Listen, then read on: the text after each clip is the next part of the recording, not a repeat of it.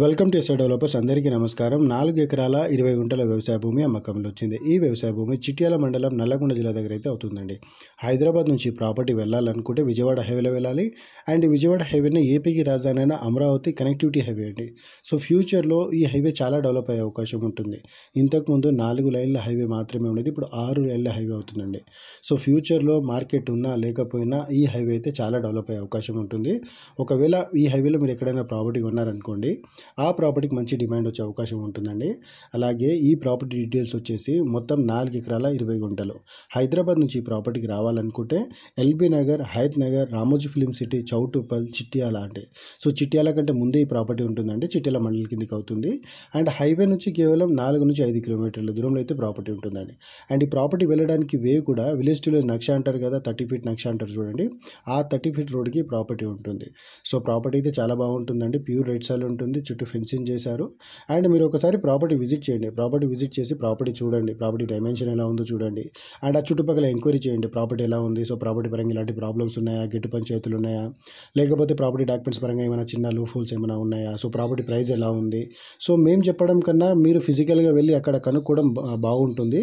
అలాగే ఈ property price కూడా 65 లక్షలకు ఒక ఎకరం అయితే చెప్తున్నారండి. 65 lakhs per ఎకర్ అయితే చెప్తున్నారు. కూర్చుంటే టైంని బట్టి పేమెంట్ని బట్టి కూడా ప్రాపర్టీ ప్రైస్ తగ్గే అవకాశం కూడా ఉంటుందండి.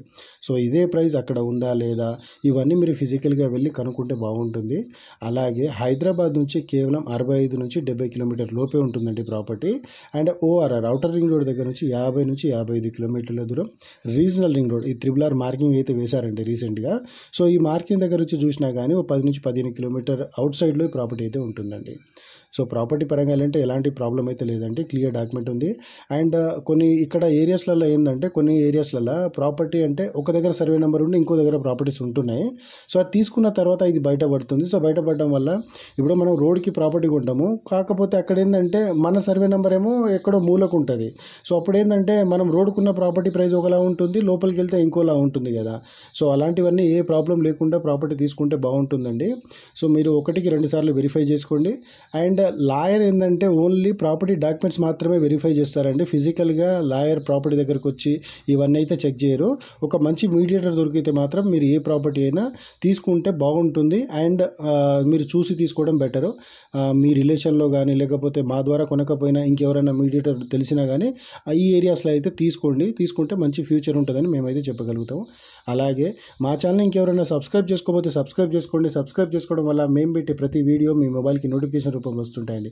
ఎందుకంటే ఇలాంటి ప్రాపర్టీస్ అప్లోడ్ చేస్తాం. కొంత తక్కువ రేట్లో ఉంటున్న ప్రాపర్టీస్ ఎవరైనా ఎమర్జెన్సీ కమ్ముతున్న అలాగే ఛాన్స్ ప్రాపర్టీస్ కూడా మా ఛానల్